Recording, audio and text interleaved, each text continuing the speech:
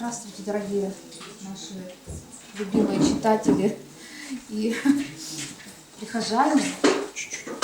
Я очень рада, что наконец-то мы собрались тоже еще в этих стенах благодатных музея. Национальная библиотека в стадии ремонта сейчас, реконструкции находится.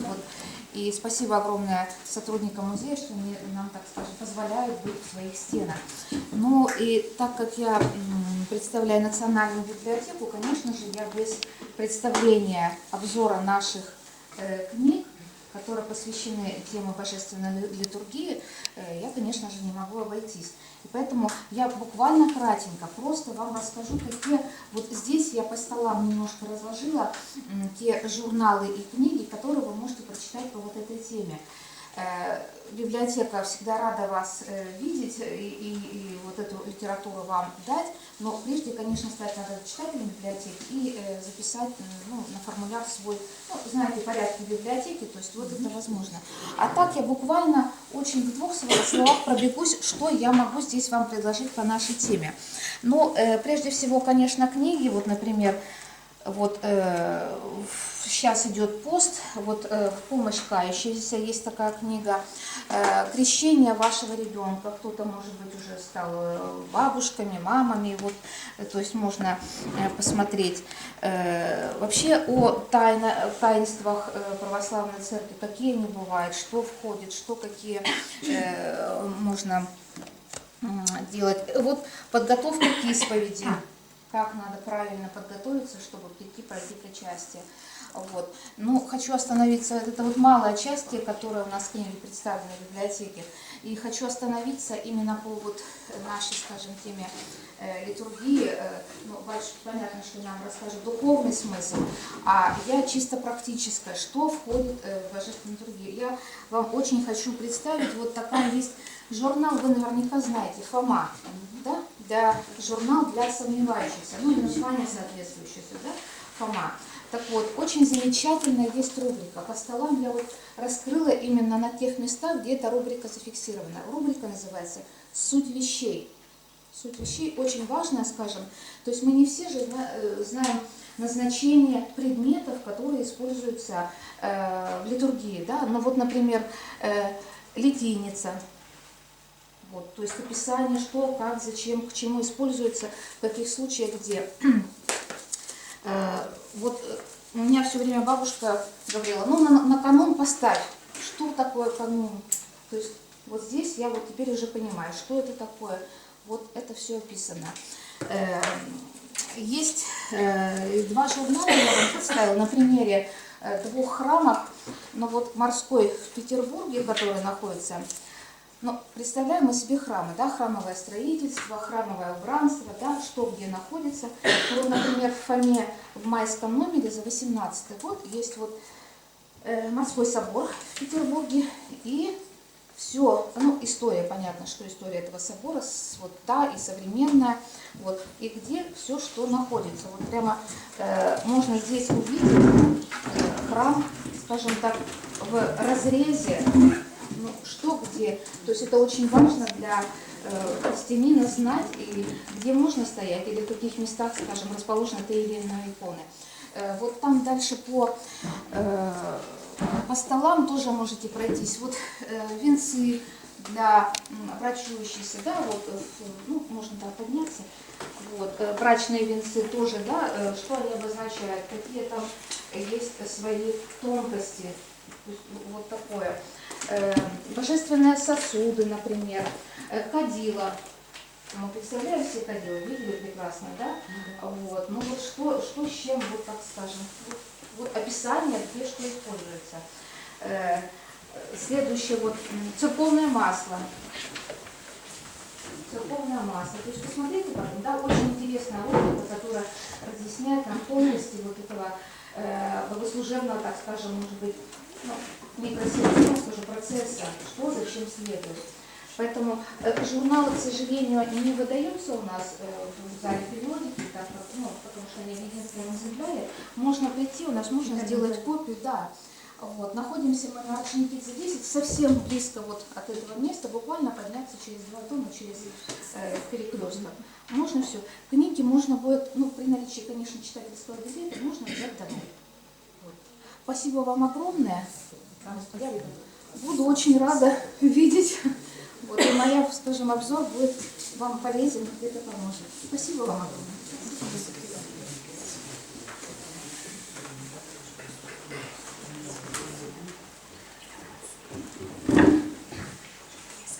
Дорогие гости, дорогие сестры, давайте вспомним, в прошлый раз мы с вами говорили, в этом зале у нас была беседа о церкви. О том, что Иисус Христос, Спаситель, Сын Божий, Он пришел на землю не только для того, чтобы дать нам заповеди. Заповеди многие были даны до Него, и заповеди сами по себе не спасали, если у человека нет силы эти заповеди исполнить. Потому что заповеди надо сначала принять, поверить, а затем еще и их исполнить. Поэтому Он пришел нам дать благодать, то есть ту силу божественную, через которую мы можем эти заповеди принять сердцем и осуществить в жизни. И эту благодать Он посылает на своих апостолов через снисхождение Святого Духа на них в день Пятидесятницы. И эту благодать Он посылает на нас. И посылает Он на нас через то, главным образом, что мы находимся в церкви. Он дает себя в снеть веры. Это слова из песнопения Великого Четверга. То есть Он дает себя самого, отдает себя на съедение, можно сказать, людям. Так немножко утрировать эти слова, но по сути дела это. И по сути дела вот наше единство, наше спасение, оно заключается в пребывании в церкви. Потому что церковь не есть просто внешнее, видимое политическое общество, общность людей, а действительно единая жизнь, которая любит еще. Это самая любовь, которой нам так не хватает, любовь людей между собой и любовь людей к Богу. А эти два вида любви связаны неразрывно. Это и есть церковь. Поэтому Господь пришел даже не просто создать церковь. Он, можно сказать, Он и является ее главой. Мы являемся его продолжением.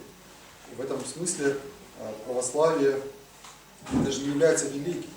Вот если говорят, все религии едины, все говорят об одном, мы сразу тут же ограждаем себя и говорим, ну, может быть, религии какие-то между собой в чем-то едины, а мы и религией-то себя не дерзаем называть, потому что религия – это связь с кем-то, кто-то далеко, вот связь потеряна, надо ее каким-то образом воспринять. А Господь пребывает в нас. Даже не среди нас, Он пребывает в нас. Через таинство причащения.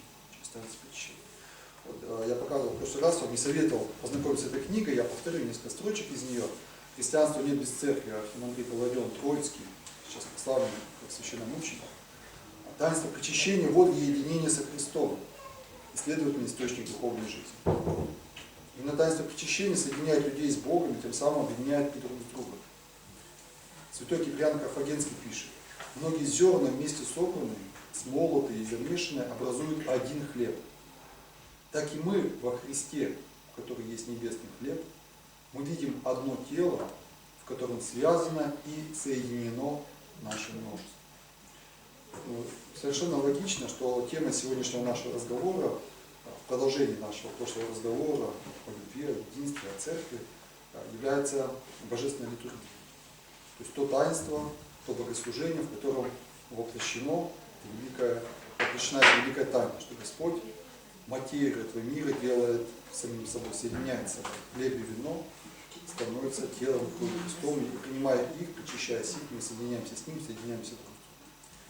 И передавая слово отцу Иоанну, я напомню еще один момент, на который мы с вами в прошлый раз чуть-чуть заострили наше внимание, что вот в древней церкви, мы видим это в наших святцах, была такая традиция. Она, собственно, идет от самого Господа, Он посылает своих апостолов, Он посылает их по двое. Да, потому что свидетельство одного не истина, это знаем люди еще со Ветхого Завета, но мало ли что-то один придумал. Вот когда люди приходят уже вдвоем и что-то говорят согласно, то уже тогда слушатели, они должны видеть, вот в этих двух, они уже должны видеть вот это начавшееся соединение, начавшуюся любовь, да, начавшееся преодоление этого эгоизма, разделенности, отчужденности между людьми. И мы видим с вами Косма, Демиан, Кир, Иоанн, да, Фотия, Никита, то есть многие целители, пресребреники, они им находили по двое, потому что вот это вот согласие, дружба, она и привлекает к себе ту благодать, что люди могут уже не просто молиться и спасаться, они могут и помогать другим. Поэтому я очень обрадовался, что мой друг, собрат, сослужитель, отец Иоанн, сам предложил эту тему, и как она хорошо вписалась в наш круг, и то, что мы можем вместе с ним прийти сегодня представить, поэтому я вам представляю. Иерей Иван Колюшев, руководитель нашего молодежного отдела Сыктывкарской епархии Русской Православной Церкви, настоятель храма святого великомученика Дмитрия Солунского в поселке Нювчин. И он занимается, среди прочего, клубом Катехон, просветительским клубом, где он ведет еженедельные беседы об богослужении. Сейчас вообще эта тенденция пошла. В целом церковь стала более глубоко вникать именно в смысл того, что она делает, в смысл богослужения. Сегодня очень много книг, литературы и так далее. Поэтому даем слово отцу Иоанну, и он нам сегодня расскажет о литургии, общий момент и особенно о ее сердцевине, о анафоре. Да, спасибо Господи, отец Максим, я благодарю всех собравшихся сегодня послушать данную тему. На самом деле, то, что мы сегодня будем говорить, это только маленькая часть велика всего того, что можно вам поведать, можно вам открыть. И сколько бы мы ни говорили в нашем клубе Катехон о божественной литургии, всегда есть что сказать еще и еще. Я уже, хоть и не вчера рукоположен священник, вроде бы как много чего уже и испытал, и вижу, но все равно открываются тайны для нас, как людей, да? То, что сокрыто в этой божественной литургии. Для кого-то сегодня будет новостью, может какой-то интересной, важной вестью, те слова, которые мы сегодня проговорим. Итак, но сегодняшнюю беседу хотелось бы начать с диалога. Что является для этого мира самым главным чудом? Я знаю, что кто-то, кто к нам в наш клуб ходит, уже знает этот ответ, да? Пожалуйста, помолчите. Дайте возможность другим высказаться, подумать на эту тему. Что же самое главное чудо в этой жизни? Рождение. Так. Но не точка, не только. Еще причастие. Я скажу, что нет. Нет, да и нет. Сама жизнь. Сама жизнь и да, и нет. Точнее, вы очень хорошо говорите, помечаете, но и да, и нет. Ну, воскресенье, Господи. И да, и нет. Человек. Отец Максим, Господи. Человек. Если бы не было человека, то не было бы ничего. Не было бы воплощения Господа, не было бы Тайной Вечери, не было бы нужды идти на крестные страдания Господа нашего Иисуса Христа и искупить человека. Если бы не было самого человека, то есть все равно в нашей жизни, на нашей планете Земля, самое главное чудо – это мы сами. Представляете, Господь нас настолько любит, что мы являемся в Его сердце самым важным. Не этот мир.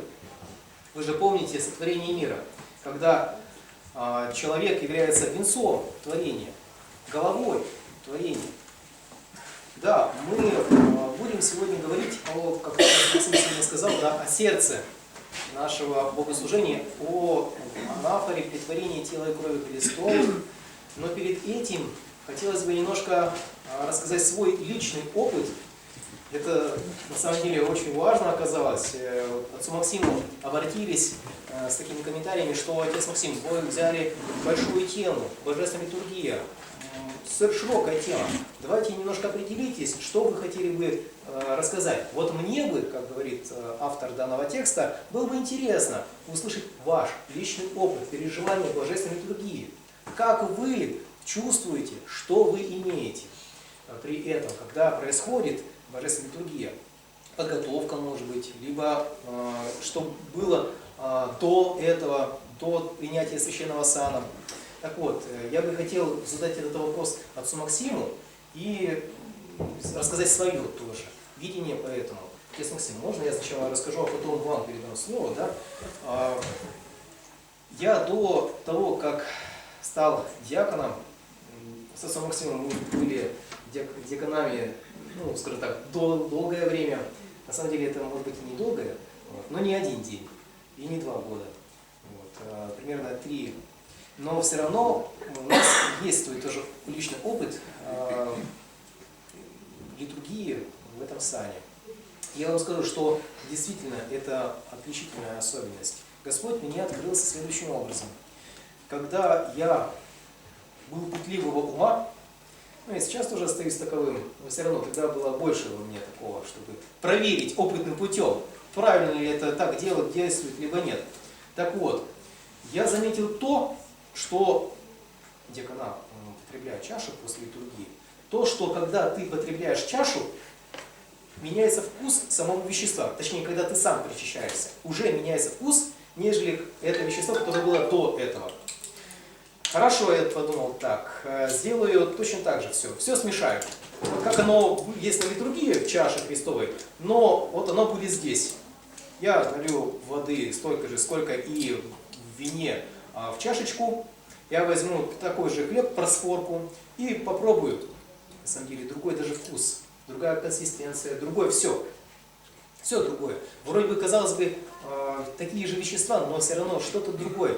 Для меня, для нас, людей, это останется сокрытым. Для кого-то Господь открывает, и мы наблюдаем явное чудо, когда хлеб и вино действительно становятся, ну, простите, такое грубое слово, мясом, да, плотью.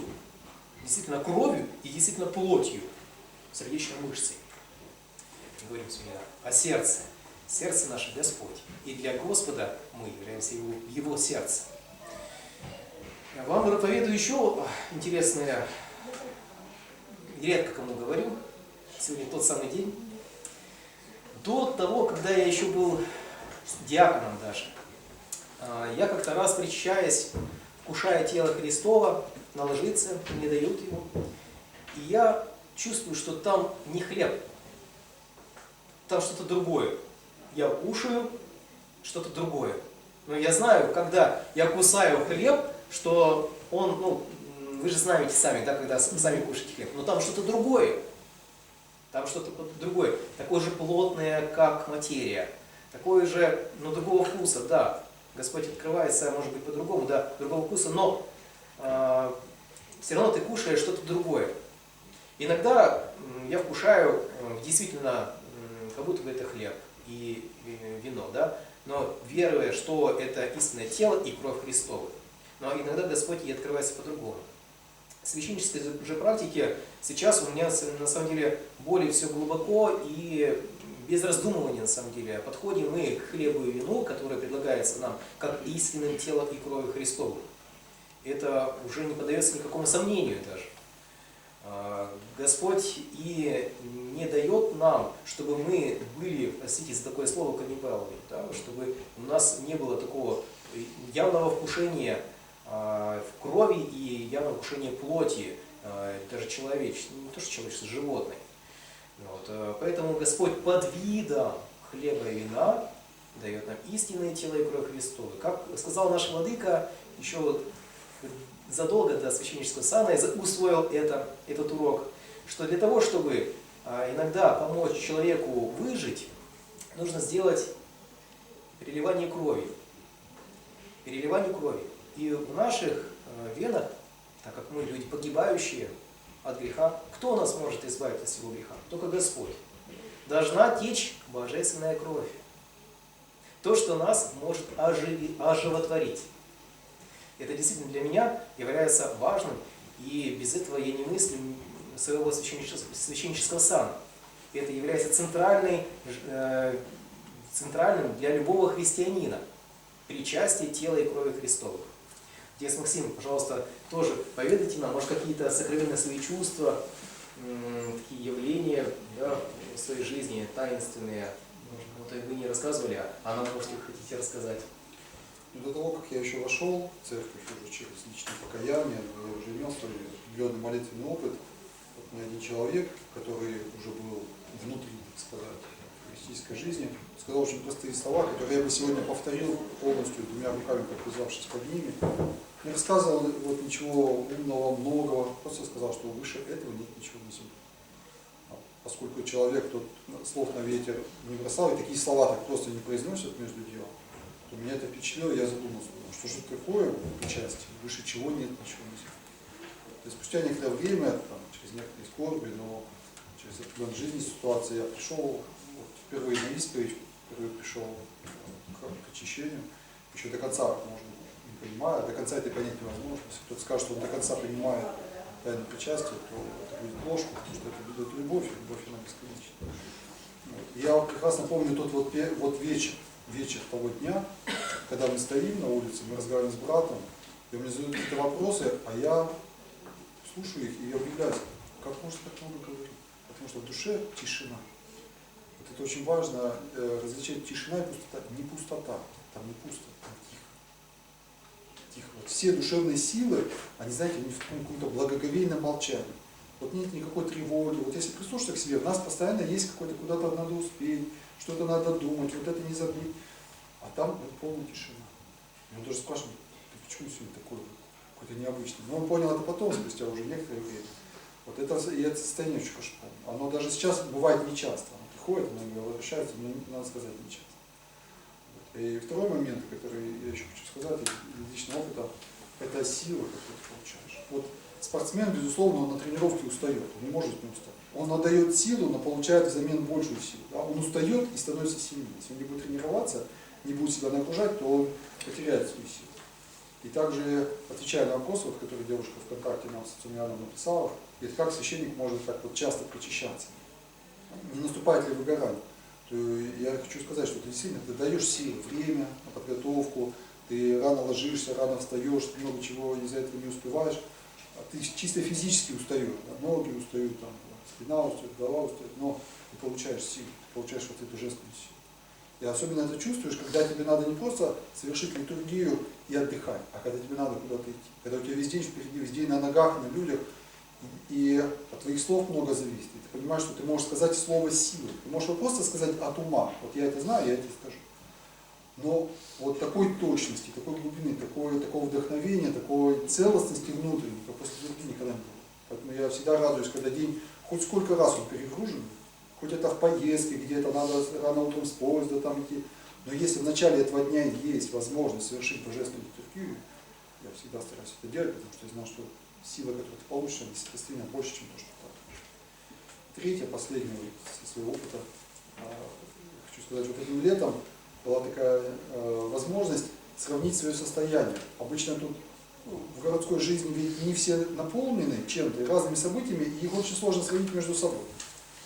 А там вот несколько дней отдыха, и дни совершенно буквально там до минут, они похожи.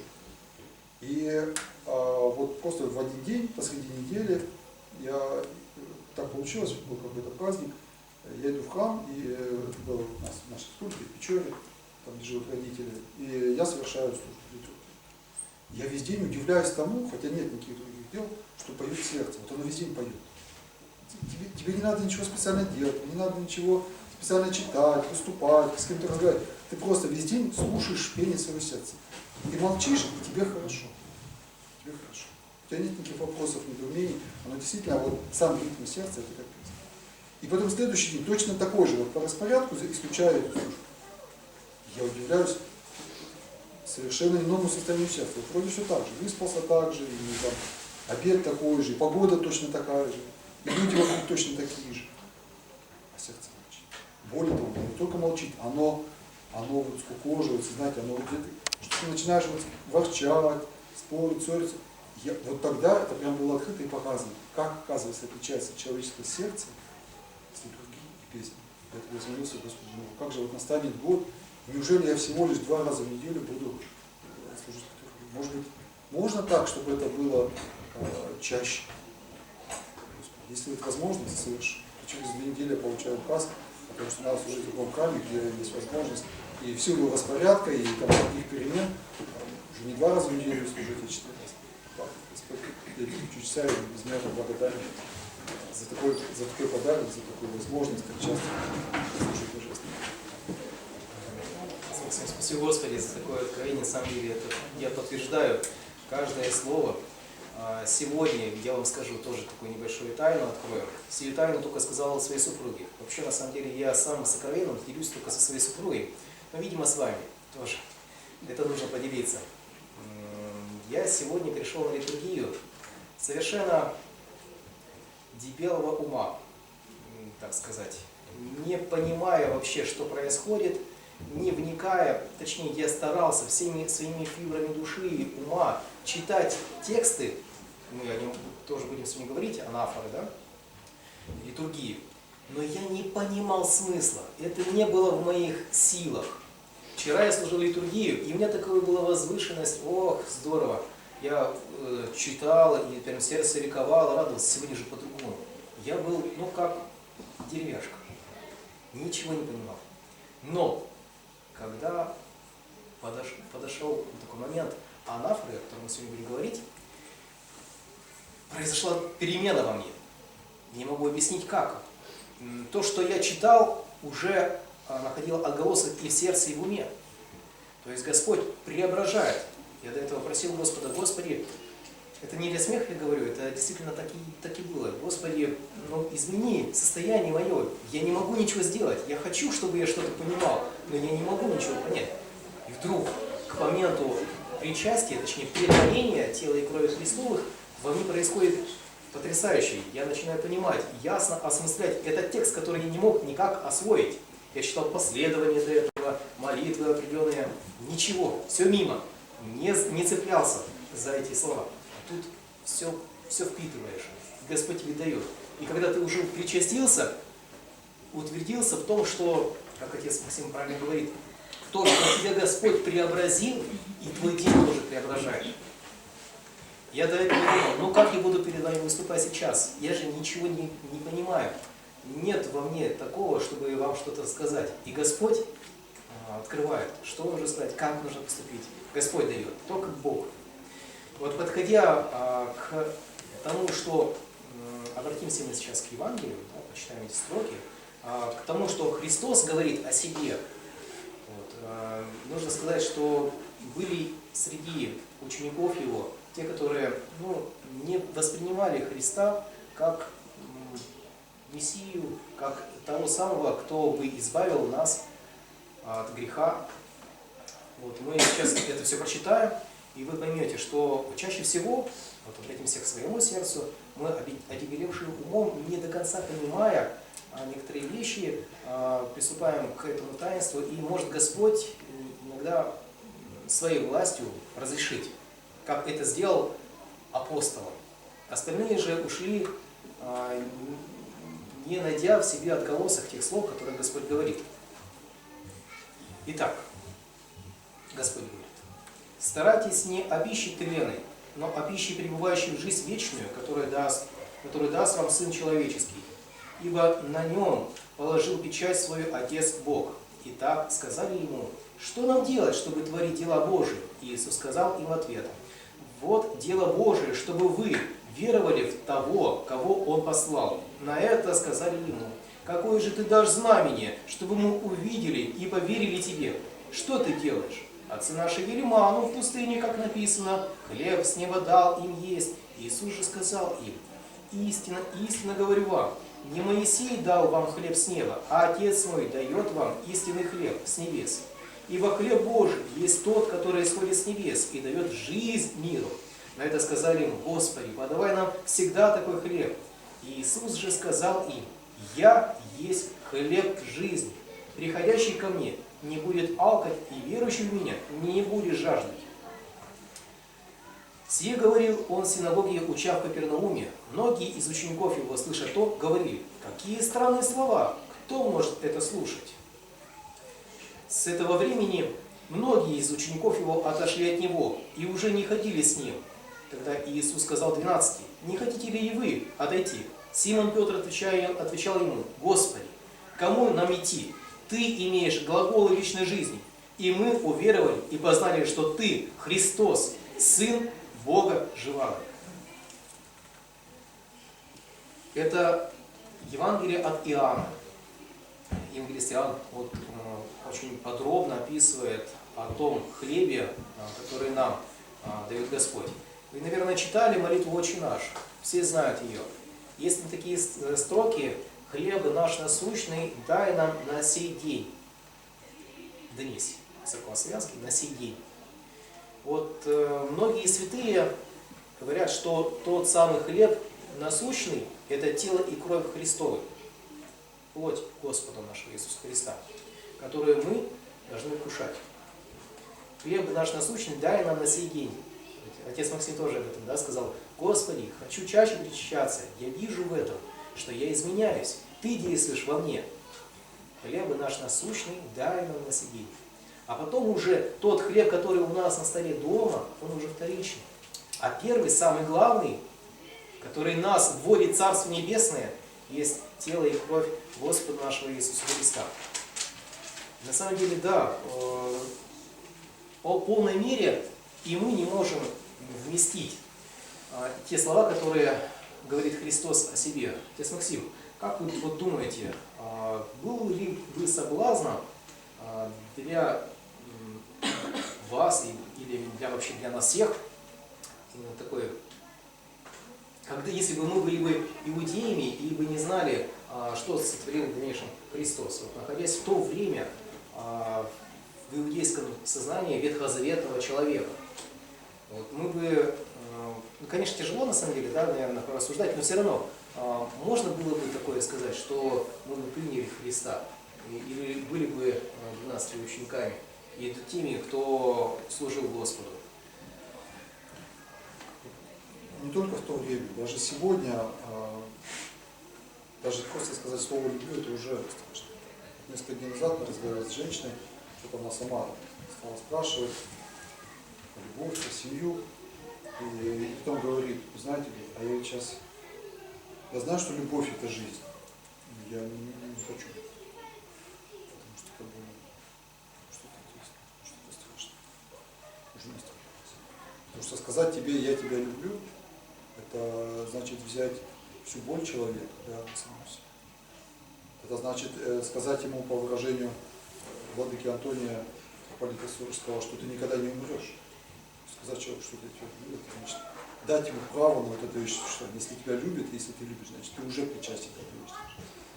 И поэтому слова, которые говорит Христос о том, что любовь, она может быть такой до смерти, и что эта любовь, она действительно жертвенная, не образно, не символически, а что он действительно будет распят.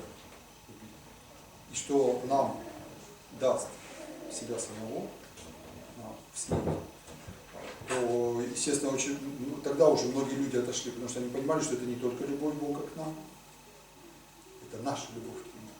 Если мы к этому причащаемся, это не значит, что мы взяли и унесли. Это значит, что мы в него вросли, это значит, что мы ему всю свою жизнь отдали. А ведь нам вот это сложнее всего, потому что мы хотим какой-то кусочек оставить для себя. Вот тут я хочу быть другим. Сказала как-то раз одна женщина, говорит, почему вы говорите, что нельзя гороскоп читать? Я так не говорю, я хочу. Я говорю, ну тогда вы не сможете причащаться. Или вы выбираете или гороскоп, или Христос. Потому что первая заповедь Божия в Завете, не будет у тебя других богов. Без остатка. Да, без остатка. То есть ничего другого, что не согласно с Богом, у тебя остаться вот так вот постепенно не должно. Господь говорит, что даже тот, кто любит отца, мать, жену, детей, больше меня не доступен. Не тот, кто не любит, мы должны любить, но не больше. И вот, поэтому тогда люди удивились. И мы сегодня удивляемся. Сегодня, когда об этом говоришь, по сути дела, те же удивленные глаза, те же вздохи, тоже недоумение ты встречаешь, как это так. Если бы там какие-то отдельные правила нравственные, да, интересно, Конфуций говорил там что-то, и Сократ что-то говорил, ну давайте и это послушаем. А когда ты говоришь о таком, как Гадаринский бесноватый, да, Господь пришел, изгнал из него этих демонов, но свиньи-то утонули, деньги-то утонули вместе со свиньями. И люди ему сказали уйти. Поэтому сегодня Христос умеет только уйти. Да, Господь стучится в наше сердце, и мы должны открыть ему свое сердце, чтобы он вошел и заполнил это пространство. Старец Порфирий, как сокровит, говорит как-то раз в своей беседе, что как, батюшка, можно уйти от греха, как у меня занимает время, место в своем сердце, не могу никак ничего сделать. А он говорит, Вот попробуй сесть на мое место. Ну как, батюшка, я не могу сесть на твое место. Нет, ты сядь на мое место. Не могу. Что нужно сделать для того, чтобы ты сел на мое место? Герота, вы должны встать. Так же и Христос. Он должен здесь полностью занять это место. Седалище, да, нашей души. Вот. И полностью мы должны посвятить себя Ему. Сами себя и друг друга. И весь живот наш Христу Богу, живот – это жизнь. Когда у нас совершается любое богослужение, в конце мы слышим такие слова. И весь живот наш Христу Богу предадим. Мне не только лишь, вот когда вы в храме, когда мы в храме, только лишь это время, 1 час, 2, 3, кто у кого, а всю жизнь нашу, весь живот наш, всю жизнь нашу Христу Богу предадим. Тебе, Господи, мы в этом признаемся. Уста верующих, верных христиан – это хор. И мы в этом согласны тоже. Вместе с хором говорим в своем сердце: Тебе, Господи, наша жизнь. Тебе вручаем всю нашу жизнь. Вы знаете, заговорив уже тогда о храме, я вам хотел бы поведать небольшую тайну о названии Божественной литургии. Литургия – слово греческое, и оно означает «общее дело». Совместное, общее дело.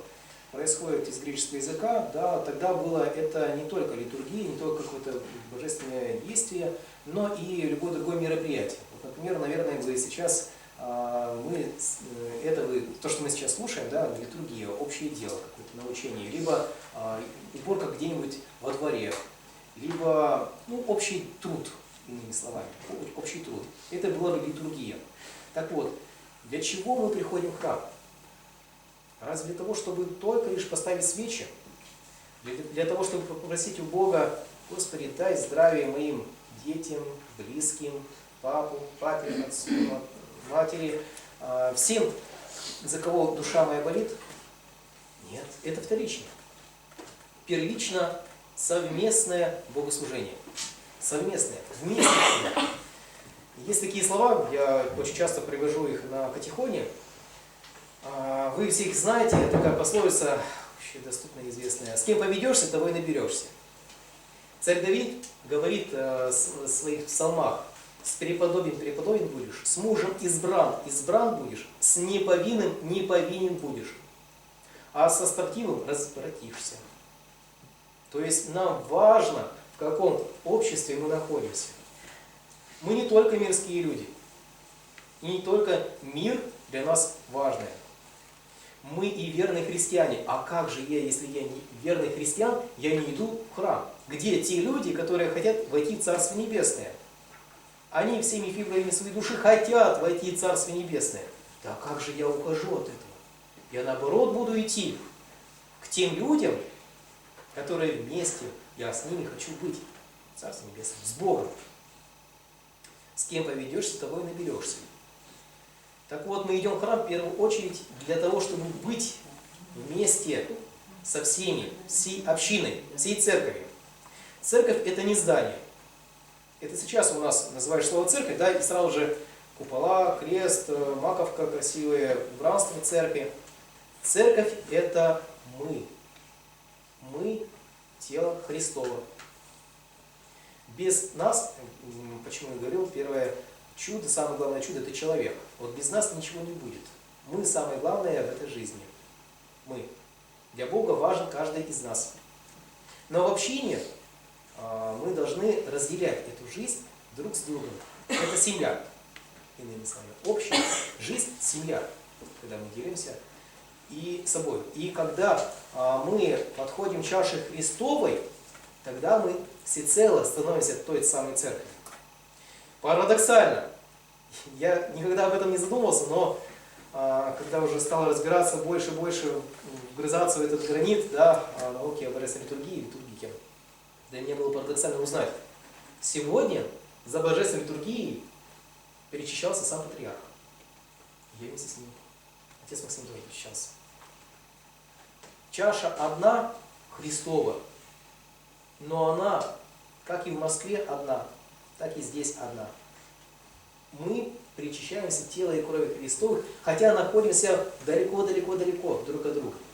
Но вместе те, кто причащается телу и крови Христов, они, церковь, они вместе соединены. В тексте Евтинии тоже есть такие слова: соединение всех. Соединение всех Господу помолимся. Соединение всех посредством причастия тела и крови. Мы общаемся через молитву друг с другом в первую очередь. Знаете, наверное, отец Максим говорил об этом, что самое лучшее, наивысшее общение – это молитва. Мы друг с другом можем молиться через молитву. И ангелы-хранители, как-то раз я отцу Максиму звонил: отец Максим, у меня вот такие-то мысли. Отец Иоанн, я об этом тоже самое думаю. Откуда ты знаешь? А мне ангел-хранитель сказал. Мне ангел-хранитель сказал, донес до меня. Иногда такое может быть. Это тоже чудо, явное чудо, да, есть Божие на нас. Текст Максима По тексту. Да, вот сейчас я хотел уже перейти. Что-то есть какой-то комментарий? Нет? Нет? Ну что, давайте теперь мы откроем тот текст, сейчас скажу даже страницу, книжки, которые вам раздали. Открывайте, пожалуйста, на 266 странице. Маленькая 266, большая. Да, большая. Если вы дадите мне, я вам скажу. Это перед пением символа веры. Перед пением символа веры. Есть такое, что вам не слышно, как мирянам. В алтаре священник читает очень часто молитвы. Называются они тайными. Но это не совсем тайные молитвы. Они явные для верных христиан. То есть тайные для тех людей, которые не... Да, просительная книга, там молитва. Молитва просительной книги нужно открыть. Эти молитвы, они сокрыты были в прежние времена для тех людей, которые еще не вошли в церковь. То есть людей, оглашаемых, научаемых вере, может быть, язычников, которые могли святотатствовать такими текстами, которые были даны христианам. Святые поэтому называли эти молитвы тайными, чтобы не для тех людей, которые могут принести ущерб для церкви. Но когда уходили оглашаемые, есть даже определенный момент в божественной литургии, когда оглашаемые должны выйти из храма, удалиться. Двери затворяются, и вот приходит самый главный момент. Этот момент называется анафора. Анафора с греческого слова переводится как возношение. То есть это тот самый момент, когда диакон или священник, если нет диакона, возносит хлеб и вино. Это действие неспроста. Мы к нему тоже подойдем, но я, забегая вперед, скажу, что мы предлагаем Господу хлеб и вино, а Он нам предлагает свои пречистые тело и кровь. Говоря слова, священник говорит такие слова: «Твоя от твоих тебе приносящих, а всех изо всяк». То есть это твое, мы тебе приносим, но предлагаем ему хлеб и вино, это жертва. А он нам предлагает истинное тело и кровь свои. Итак, я бы хотел, если кому-то нужно учебник этот, да, можете взять и следить за тем текстом, который будет. А я открою у себя на русском языке, у вас на церковнославянском. И, наверное, вам было бы доступнее русский язык, но вы следите за текстом, который у вас есть. Какая страничка, батюшка? 266 страница. Это молитва о приношении после восставления божественных даров на Святом Престоле. Херувимская песнь уже была. Положили на престол хлеб и вино на дискосе и чаши. И вот священник читает такую молитву. Господи Боже, Вседержитель, один святой, принимающий жертву хвалы, призывающий Тебя всем сердцем, прими и молитву нас, грешных, и принеси ее ко святому Твоему жертвеннику, и сделай нас способными принести Тебе дары и жертвы духовные за наши грехи и грехи неведения народа, и удостой нас обрести благодать пред Тобой, чтобы стала благоугодна Тебе жертва наша, и сошел благой Дух благодати Твоей на нас, и на эти предращие дары, и на весь народ Твой. Необходимо сказать, что эта молитва обращена, и последующие молитвы тоже обращены к Богу Отцу. Мы просим Бога Отца чтобы Он притворил хлеб и вино в истинное тело и кровь Господа нашего Иисуса Христа.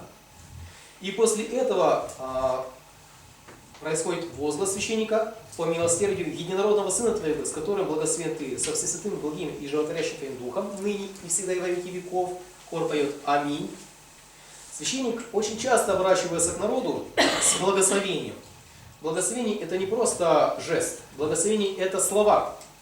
Благодатные, благие слова. Итак, священник оборачивается к людям и говорит: «Мир всем! Призываю всех молящихся, чтобы все были в мире, примирившись со всеми обидчиками, но и быть в тишине своего сердца». Честно, все тоже такие хорошие слова сказал. Тишина сердца должна быть. Чтобы Господь смог сказать нам, у нас в сердце должна быть тишина. Никаких ни скорбей, все это Господь снимет, уберет от нас. Никаких переживаний личных, никаких «Господи, дай здравие тем». Нет, все, тишина. Это внешне. Сейчас общий труд, общая молитва. Мы едиными устами исповедуем Господа. Поэтому и текст дальнейший говорит, священник говорит: «Мир всем». Вы отвечаете священнику: «И ты, священник, во весь мирным духом и духове твоему.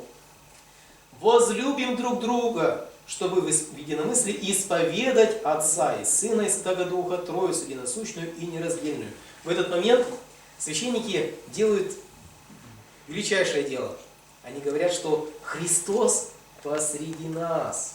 Раньше и все верные христиане тоже так же говорили друг другу, оборачиваясь: «Христос посреди нас, и есть и будет. Христос посреди нас, и есть и будет». Но вот такая традиция сохранилась только для священников. Итак, священники... Целуют, еще Да, сейчас мы покажем даже. Мы делаем так: «Христос посреди нас». Целуем. Что значит поцелуй? Чуть-чуть я сделал небольшое отступление. Само слово поцелуй, оно говорит о целостности, да? Потому что мы устами принимаем пищу, и мы становимся одним целым с этой пищей. Это, кстати, на этом древнейшем символе основано таинство почищения. Поэтому и еще мы являемся одним целым со словами, которые мы произносим. Да? Человек отождествляется своими словами, их тоже произносит устами. Поэтому поцелуй, то есть прикосновение устами, это всегда стремление к целостности. Да? Это супружеский поцелуй, родительский поцелуй, братский поцелуй, даже иконовый поцелуй. Да? Мы стремимся вот таким образом соединиться с Божеством. И вот в этот момент, действительно, когда мы возглашаем «возлюбим друг друга, да единомыслием исповемы», мы вот хотя бы на это короткое время мы стремимся преодолеть разномыслие, не только разнословие, да, или разногласия, а то разномыслие, которое у нас есть. То есть, поя сего вера, сейчас он будет петь, да, после этих слов, поя его хором, то мы вот сливаемся в своих мыслях. И без этого невозможно. То есть Господь не может прийти в то собрание, где есть какие-то раздоры, ссоры, поэтому мы должны обязательно помириться перед литургией едиными усты, единым сердцем, разгласить единую веру. Поэтому церковь так строго относится к вопросу целостности веры. Часто говорят: ну что вы там уж придираетесь, там какое-то, ну подумаешь, одно словечко, там филиоп, представлено, все, вера, это не так уж это важно. Там, мы говорим: нет, даже запятая, даже буквочка, без этого никак. Нет, когда нет полного единомыслия, действительно Господь не может прийти в наше собрание, нашу экклесию, церковь экклесию, собранные люди, вызванные из этого мира, да, собирание вокруг Христа. Да, совершенно верно. И дальше, как мы уже сказали, все оглашаемые уже вышли из храма. Но священник или диакон снова побуждает тех людей, ну, я такое слово, наверное, может быть, неверно говорить такое сравнение, но все равно, для того, чтобы понять вообще, да, что было раньше. Раньше были те люди, вратари, которые ну, не то что выгоняли, а просили вежливо выйти из храма тех людей, которые не должны присутствовать на богослужении, людей еще не крещенных, не верных. И вот этот возглас, этот приказ, можно так сказать, да, он для тех людей, которые еще задержались в храме. Двери. Те, кто возле дверей, ну-ка, закройте двери, премудростью, будем внимать премудрости. И вот, поется символ веры. Знаете, Господь нас делает святыми. Этого не нужно бояться. Святые – это прекрасные люди. И мы должны желать, всей своей душой, желать стать святым. Конечно же, мы все пребываем в прелести. Нет такого человека, чтобы не было бы в прелести своей. Мы так и так пребываем в ней. Но желать полностью быть святым, это прекрасно. Но нас освящает Бог. Не мы своими заслугами становимся святыми. Святая святым, мы это тоже скажем. Святая святым, кому святым? Но кто делает святым? Святыми нас. Только лишь Бог. И символ веры, который поется, нам вменяется в нашу праведность. Поверил Авраам Богу, и Господь вменил ему в праведность. Мы верим. Вот это наш символ веры. Почему мы поем? Потому что мы хотим, чтобы и этот символ, то, что мы верим, нам вменилось нам в праведность. И Господь нас через это, наше дерзновение, осветил. И вот поется символ веры. После этого священник оборачивается к народу и говорит, приказ тоже такой, станем добре, по-доброму, станем со страхом, будем внимать, дабы святое возношение в мире приносить. В мире не в планете Земля, а в мире тишины нашего сердца. Благоговение, тишина нашего сердца. И хор поет «Милость мира, жертву хваления». Милость мира, видите, это очень древняя тоже форма, та самая милость, которая рождает жертву, то есть проявление к нам, милосердие Божие. И мы должны тоже так же с милосердием проявлять в отношении к близким и Богу. Это жертва хваления, та самая жертва, которая будет сейчас. Священник оборачивается к народу и говорит, благословляя, благодать Господа нашего Иисуса Христа и любовь Бога Отца и общение, то есть причастие это общение, Святого Духа, да будет со всеми вами. Хор отвечает, и со Духом Твоим. Священник говорит, горе имеем сердца. Это церковно-славянская такая форма, нам недоступна иногда бывает. Он говорит, ввысь к небесному устремим наше сердце. А люди уже отвечают, поет обычно хор, но это люди отвечают, все люди, собравшиеся, уже имеем к Господу, имам мы к Господу. Ну что, тогда говорит священник, возблагодарим Господа. Литургия еще иными словами переводится как благодарение, Евхаристия. За что же мы благодарим Бога? Ну, казалось бы, сколько у нас скорби, сколько болезней, сколько недугов. За что же мы благодарим? Вот в дальнейшей молитве мы будем понимать, за что мы можем благодарить. Достойно и правильно Тебя воспевать, Тебя благословлять, Тебя восхвалять, Тебя благодарить, Тебе поклоняться на всяком месте владычества Твоего. Ибо Ты Бог неизреченный, непознаваемый, невидимый, непостижимый, вечно существующий, также существующий Ты, единородный Твой Сын и Дух Твой Святый. Ты из небытия в бытие нас привел и от павших восставил снова, и неотступно делал все, доколе на небо нас не возвел и не даровал нам Царство Твое будущее. За все это благодарим Тебя, единородного Твоего Сына и Духа Твоего Святого, за все, что мы знаем и чего не знаем, явные и неведомые благодеяния, совершившиеся для нас. Благодарим Тебя и за это общее служение, которое Ты принять из рук наших благоволил. Хотя и предстоит Тебе тысячи архангелов, мириады ангелов, херувимы, серафимы, шестокрылые, многоокие, воспаряющие, окрыленные, победную песнь, поющие, вызывающие, восклицающие и говорящие. Обычно этот возглас последний, да, последняя строка, вы это слышите сами. Но она, если будет вырвана из самого контекста, она не ощущается. Она как будто бы в воздухе зависает. Поющие, как в церковно-славянские, победную песнь, поющие, вызывающие. Совершенно верно. Вы больше не знаете, слышите, что говорит священник, да. Но если же мы не будем углубляться в текст, почему мы это говорим? Потому что ангелы поют, распевают, глаголют. То есть фраза относится к ангелам, а поскольку молитва читается в тайне, то по смыслу получается предыдущему возгласу хора. Да? Хор в это время поет достойно праведность, поклоняйтесь Отцу и Сыну и Святому Духу. И получается, достойный правды есть, победную песнь поющего, пьющего, вызывающего глагольщик. То есть как будто эти слова относятся к нам. Они на самом деле относятся не к нам. Как ангелам. Но мы хотим, как ангелы, Да. присоединиться к этому хору, ангельскому хору, который будет петь «Свят, свят, свят Господь Саваоф». Дальше будет хор так возглашать «Исполн небо и земля, славы Твоя, осанна вышних». А в этот момент священник читает такие строки, вспоминая, что было с этими блаженными силами, то есть ангелами, И мы, владыка человеколюбец, взываем и говорим: свят ты и пресвят, ты и единородный твой Сын, и Дух твой Святой, свят ты и пресвят, и величественна слава твоя. Ты, кто мир твой так возлюбил, что дал Сына своего единородного, чтобы всякий верующий в Него не погиб, но имел жизнь вечную. Он же, придя и весь замысел о нас исполнив, в ту ночь, которую был предаваем, а вернее сам себе предавал за жизнь мира, взяв хлеб в свои святые и пречистые непорочные руки, возблагодарив, благословив, осветив, преломив, дал святым своим ученикам и апостолам, сказав: вот мы из горнего, из неба спускаемся в горницу, там, где Христос дает новые свои законы. Когда Он говорит, что это тело мое, это кровь моя, и мы это вспоминаем. Возьмите, вкусите, это тело мое, за вас преломляемое, для чего? Отпущения грехов. Также и чашу после вечери говоря: пейте из нее все, это кровь моя Нового Завета, за вас и за многих изливаемая для отпущения грехов. Хор поет аминь. Истинно так. Подтверждает. То есть вы тоже с этим соглашаетесь. Правда. Вспоминая же эту спасительную заповедь, и все ради нас сотворившийся крест, гроб, воскресение на третий день, на небеса восхождение, по правую руку сидение, второе и славное пришествие вновь. И вот, помните, анафора возношение.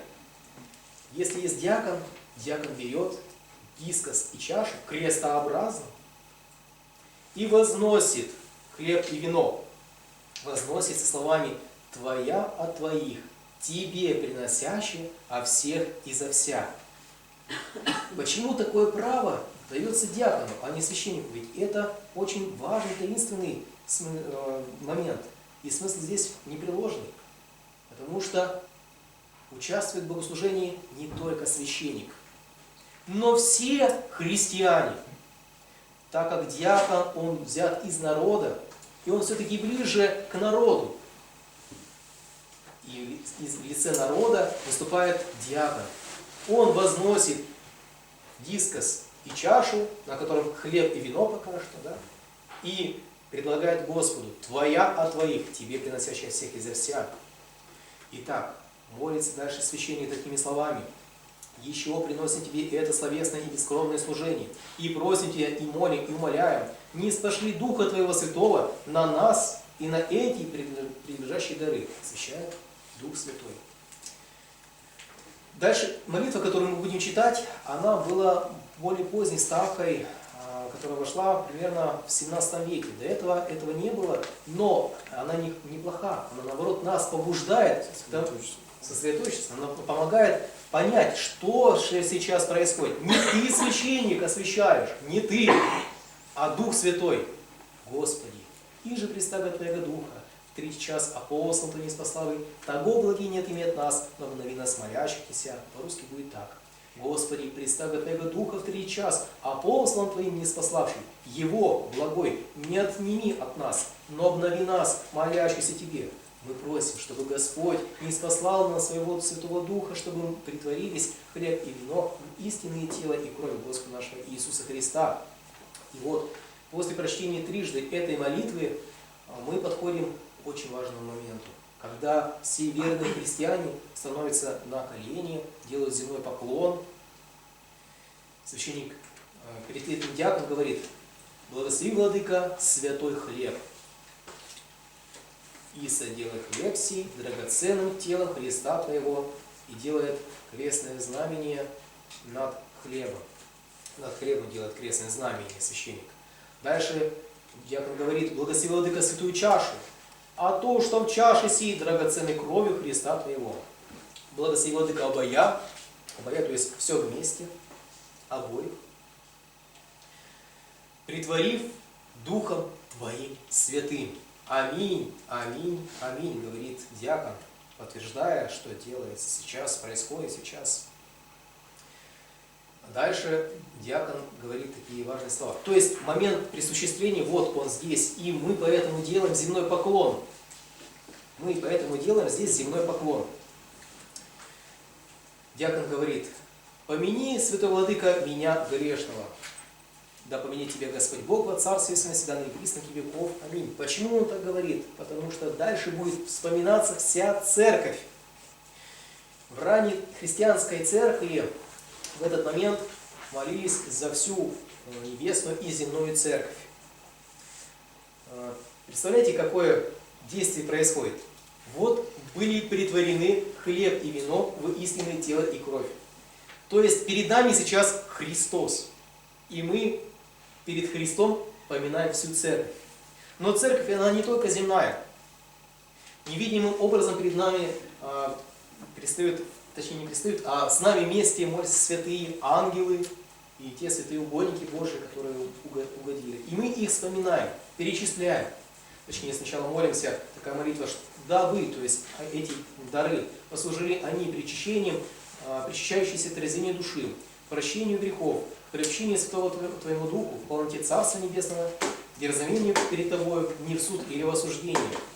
И дальше.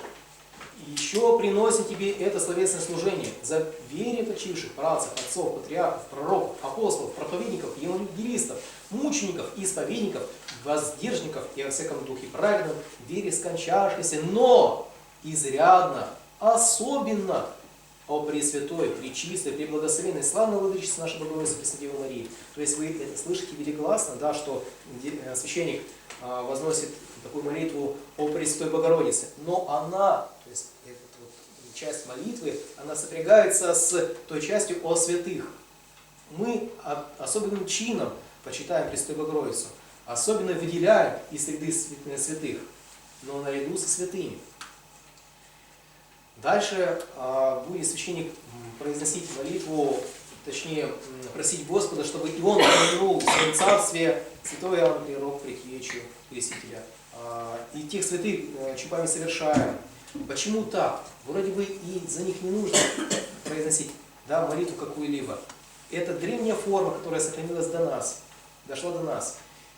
Первая церковь поминала в своих молитвах мучеников, которые дальше были прославлены в лике святых церковью. Но до того момента, пока что они, не было понятно, святые либо нет, мы поминали святых. И этот чин вошел в текст сегодняшней литургии. То, что у нас есть, да, это не грех никакой, но это хорошо. Еще раз вспомнить по молитвам святых, чтобы утвердиться в вере и том действии, которое мы имеем. То есть мы вспоминаем и церковь небесную, и церковь земную, чтобы Господь помянул нас всех в своем царстве. Мы все хотим войти в Царствие Небесное. По святому так. «И исполни всех усопших в надежде воскресения и жизни вечной». И поминая священник по именам, перечисляет тех христиан, за кого хотел бы помолиться особенно. «И упокой их, Боже наш, там, где все озаряют свет лица Твоего». Если мы устремимся в литургии Василия Великого, то там более обширная вот эта молитва, и там есть поминовение и живых, кого особо хочет помянуть священник. Первое поминовение на литургии происходит во время просконидии. Там поминается тоже вся церковь, святые, Пресвятая Богородица, живые, умершие. И второй раз, когда поминается на литургии вся церковь, это вот после момента присуществления святых даров. Предстоит вся церковь, вся полнота. До конца понять на самом деле не представляется иногда возможным. Иногда как будто бы что-то понятно, а потом вас отдаляется. У меня такое действие постоянно, что я как будто бы что-то понимаю, проходит некоторое время, опять забыл. Господь должен меня как-то осветить, да, чтобы я понял глубокие эти смыслы. Потому что нам иногда не открывается, если наше сердце не имеет какой-то любви, божественной любви. Господь в нас действует, не мы сами действуем, не мы, священники, что-то имеем, но Господь через нас дает другим. Итак, я думаю, что мы сейчас прочитаем до конца текст. Еще молим Тебя, вспомни, Господи, всякое епископство, православное, правильно преподающее Слово Твое истинное, всякое пресвитерство во Христе диаконство и весь иной священный чин. Еще приносим Тебе это словесное служение за Вселенную, за святую, соборную и апостольскую церковь, за пребывающих в чистоте и благочестивой жизни, за богохранимую страну нашу, дай им, Господи, мирное правление, и всех стоящих у власти, дай им, Господи, мирное правление, дабы и мы в тишине их проводили спокойную и безмятежную жизнь во всяком благочестии и чистоте.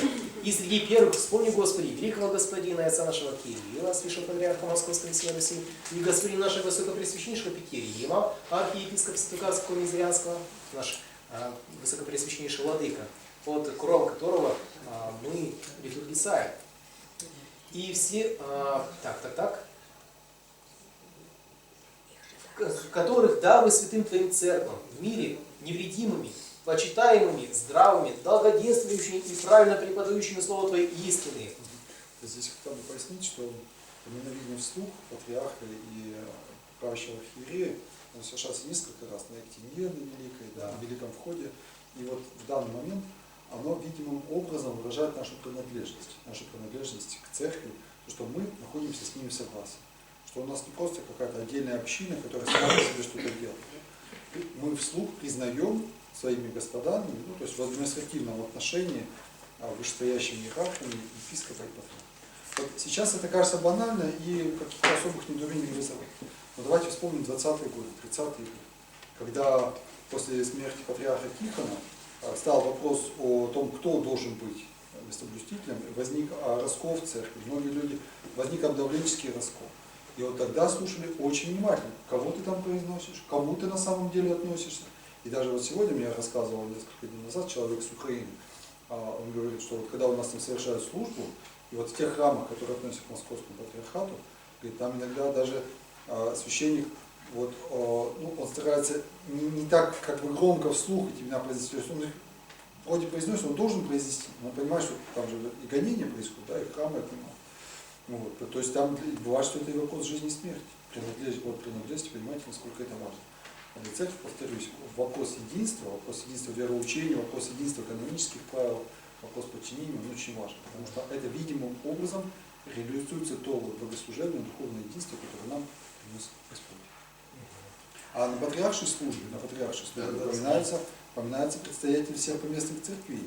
Это специально есть момент, такая вставка, и им пропивается много лет. То есть тем самым православная церковь показывает, что она едина не только внутри себя, внутри поместной церкви, да, вот у нас русская православная церковь, поместная церковь, а что она едина и с другими поместными церквями, они поминаются.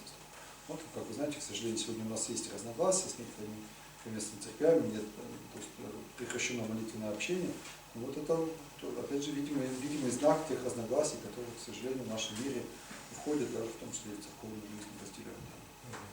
Спасибо, Господи. Да, на самом деле, да, такой момент исповедания. И вот, и дальше тоже немаловажный, тоже исповедальный момент и всех, и вся. Для нас, русских людей, это непонятно. Точнее, все понятно, и всех, и вся. Но в греческом тексте здесь стоит женский род и мужской род. И всех мужей, и всех женщин. Понимаете? Всех. Кто... я даже еще такое маленькое отступление сделаю в литургии Василия Великого снова, что в литургии Василия Великого есть такие строки: «И все, кто отсутствует на божественной литургии по веской причине». Понимаете? По веской причине можно отсутствовать. В воскресенье мы должны идти в храм не просто поставить свечи, а мы должны идти в храм для того, чтобы причаститься, стать частью, причастным, частью тела Христова. Мы должны стать частичкой, чтобы и в нас вошел Христос, и мы вошли в церковь через это действие. Воскресенье – это святой день. Остальные дни можно посещать богослужения и причаститься можно, но особенно мы должны чтить воскресный день. Он для нас свят. Мы должны светить для Бога этот день. Он не просто так дан нам.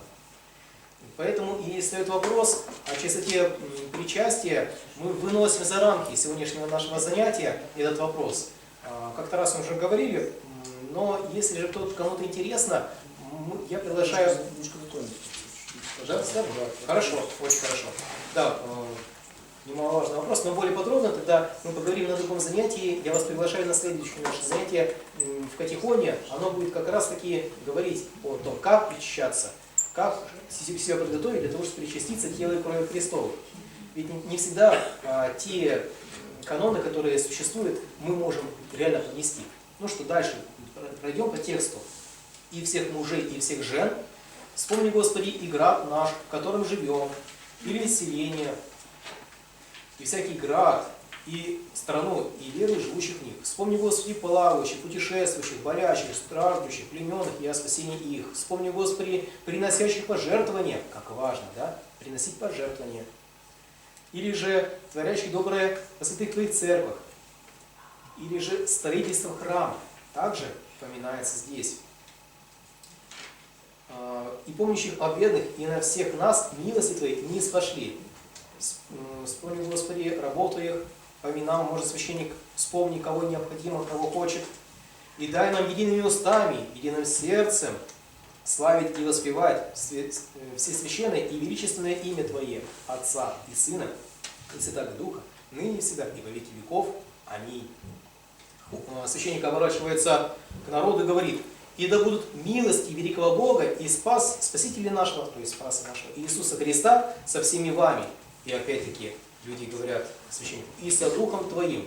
Дальше просительной тенью мы должны затронуть только лишь 3 первые возгласа и прочитаем молитву. На этом разбор анафоры закончится, и мы перейдем к подготовке к причастию.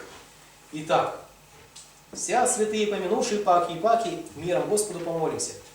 Абракадабра. Нет, что-то можно сказать, что-то нам понятно, но отчасти. Давайте по-русски скажем, что там говорится.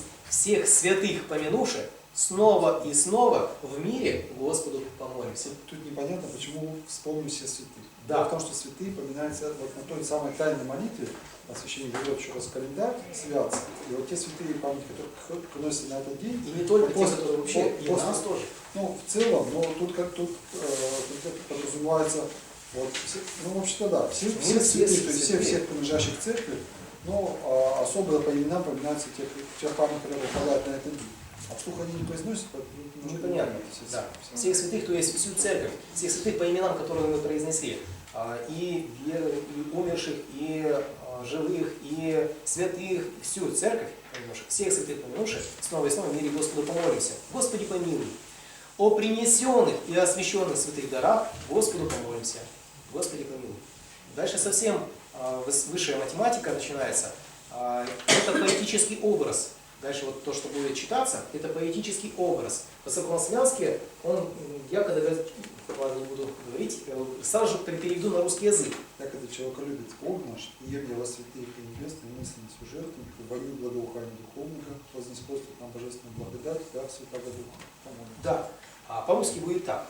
«Дабы человеколюбец Бог наш, приняв их на святой и превыше небес и невещественный свой жертвенник, как аромат благоухания духовного, не спаслал нам божественную благодать и дар Святаго Духа, помолимся». Очень часто мы просим Бога принять нашу молитву, как фимиам, который воскуряется, ладан, который мы положили на уголек, фимиам воскуряется, такое благоухание. Вот мы просим Господа: Господи, прими эту нашу жертву, свой превыше небес, небесный свой жертвенник, как аромат благоухания, и дай нам этот дар Духа Святого. Вот, о чем молится священник, такой очень поэтический образ, красивый. Перелистните на молитву этого, который читает священник в этот момент. Тебе вручаем всю жизнь нашу и надежду, владыка человеколюбец, и просим Тебя, и молим, и умоляем, удостой нас причаститься Твоих небесных и страшных таинств. Это священная и духовная трапеза с чистой совестью, в отпущении грехов, прощении согрешений, в общении с Духом Святым, наследие Царства Небесного, дерзновение перед Тобой, не в суд или в осуждение. Вот для чего мы причащаемся, вот для чего. То есть, еще раз прочитаем, Тебе вручаем всю жизнь нашу, тоже Христос войти, и мы полностью отдать себя. Тебе вручаем всю нашу жизнь и надежду, владыка человеколюбец, и просим Тебя, и молим, и умоляем, удостой нас причаститься Твоих небесных и страшных таинств. Это обращается ко всем, всем, кто стоит в храме. То есть подразумевается, что все христиане, кто стоит на литургии сейчас, они будут причащаться телу и крови Христа по логике вещей. Этой священной и духовной трапезой с чистой совестью в отпущении грехов, мы причащаемся в отпущении грехов, прощении согрешений, в общении с Духом Святым. Зачем мы еще причащаемся? наследие Царства Небесного, где разновение пред тобою не в суд или в осуждение. Прощение грехов. Да? Вот в Евангелии мы постоянно видим, Господь уходит прощать. Все исцеления — это только видимый знак прощения грехов. И мы, когда вот несем какой-то крест, и да, слава Богу, если мы понимаем, что этот крест — это следствие наших грехов, да? Слава Богу, если уже очень духовно открылись, и ты понимаешь, что, как правило, все наши тяготы и скорби, и большинство из них, это следствие наших грехов. И мы просим Бога прощения грехов, потому что Господь может действительно простить, то есть исправить, просто вот убрать грех, уничтожить, не отложить наказание, не смягчить его, совершенно избавить от него. Избавить от последствий греха, избавить от наказания за грех, избавить от самого греха. Когда человек, допустим, имеет вредную привычку, не может сам по себе бросить. Взял и бросил. Вот бывают же такие случаи, рассказывают, и я тоже доводилось слышать, например, вот как отрезал, просто как отрезал. Это значит, произошло прощение греха. И более того, вот и говорят, высшая степень прощения греха — это ненависть к греху, то есть неприязнь к нему. Когда тебя, даже если тебя будут заставлять это делать, даже если тебе какую-то награду дадут, даже если тебе скажут, что никакого наказания за не будет, ты не будешь этот грех совершать просто ты, потому что осознал, что это само по себе зло. Не только по своим последствиям разрушительным это зло само по себе. И ты это зло возненавидел, оно стало тебе чуждым. Вот тогда, как говорил, кажется, святой Исаак Сирин, вот тогда знай, если в тебе вот эта вот внутренняя неприязнь к греху появилась, природа, то действительно Господь тебе этот грех простит. То есть ты от него отделился, от этого греха. Поэтому прощение грехов, вот когда мы молимся об этом действительно надо в эти слова вдумываться и плакать о своих грехах, да, блаженно плачущие, ибо они утешатся. И просить у Бога прощения грехов. Иногда до ночи приходится просить. И тогда Господь своей благодатью, в том числе во время службы, Он дает ему прощение грехов. Отец Максим, тогда вот такой вот вопрос, может быть, он покажется каверзным, но он важный. Всегда ли на исповеди происходит прощение грехов? Покаяние. Как покаяние. На исповеди происходит признание. И священник, властью данному от Бога, он дает это прощение. Но это один из этапов полного исцеления. Да? И этим ведь не заканчивается покаяние. То есть, если мы знаем, что исповедь действительно тогда, если ты этот грех не повторяешь. Вот тогда действительно грех прощен. Но ведь жизнь еще впереди. И как знать, когда ты еще должен продолжать с ним бороться. И может это кульминация прощения греха, да? Может это вершина, но завершение прощения греха, вот этого, которого ты исповедовал когда-то в таинстве исповеди, оно, наверное, совершается тогда, когда ты всю жизнь вот дальше уже пошел, и до конца дошел, и этот грех уже не повторил, и действительно его возненавидел, и все последствия его еще в меру своих сил искупил и возместил, да, и примирился, и, как говорится, и починил, и вернул все, что было разрушено этим грехом в твоем мире. Вот тогда ты можешь сказать так, что ты этот дар, мы получаем дар прощения, но его же надо реализовать, как притча о таланте, да? Получил, реализуй. Так же и в литургии мы получаем дар благодати, но его ведь надо осуществить в жизни. Если ты его в себе удержал, если ты не отдал, не приумножил, не поделился, не изменился, да, людям не передал вот ту любовь божественную, которую ты себе воспринял, то этот дар может оказаться талантом забытым в земле. Он обязательно должен быть реализован, так или иначе, или внутри себя, или вне себя. Но литургия не заканчивается спасить человека. В определенном смысле это то семя, которое Господь сеет. Притча о сеятеле, она непосредственно относится к слову, и благодать это тоже слово. Да? Мы получаем через слово, через вот эти возгласы, мир всем, мы получаем благодать. Слово стало плотью, да? Слово несет в себе вот эту божественную благодать.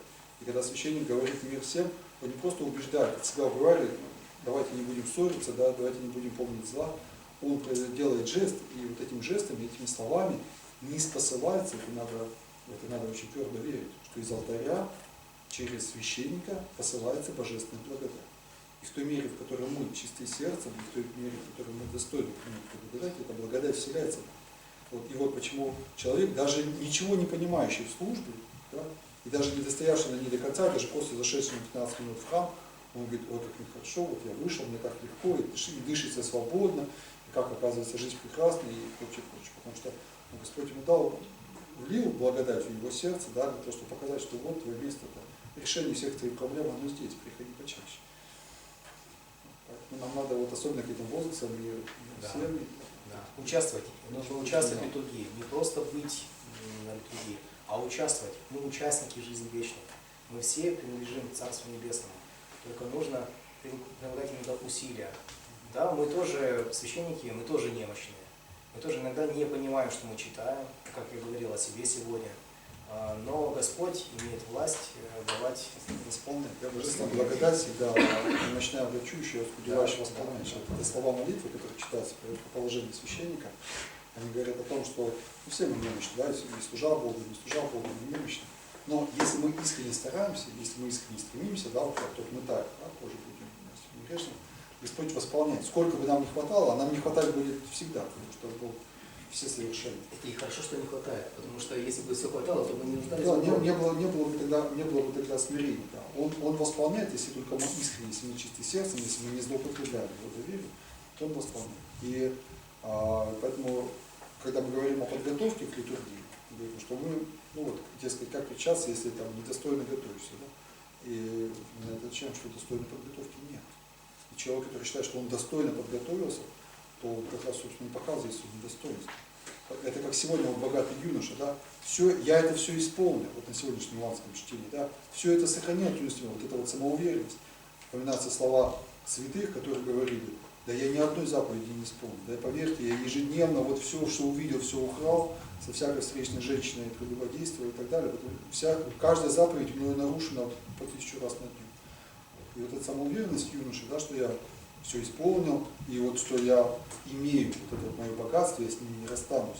То есть, как бесконечную любовь меняю на конечное богатство. Какое оно не было большое, то оно всегда конечно. То, естественно, мы должны вот иметь постоянное смирение, да, что мы не можем достойно подготовиться. Мы можем вычитать каноны, попаститься и так далее. Никто не достоин.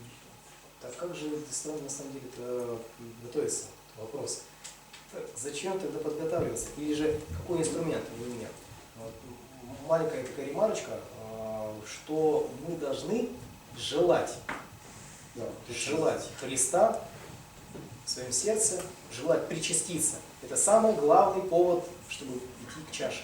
Самый главный. Все остальное возгорает, воспламеняет наше сердце, помогает еще раз утвердиться на нашем пути. Все должно иметь педагогический характер. Подготовка, вычетка последования к костному причастию, накануне прийти на богослужение, вот, во время вечерней, да, всеночного бдения, вчера, в субботу, белось такое важное песнопение. В воскресенье Христова видевши, поклонился святому Господу Иисусу. Да? И там были такие слова.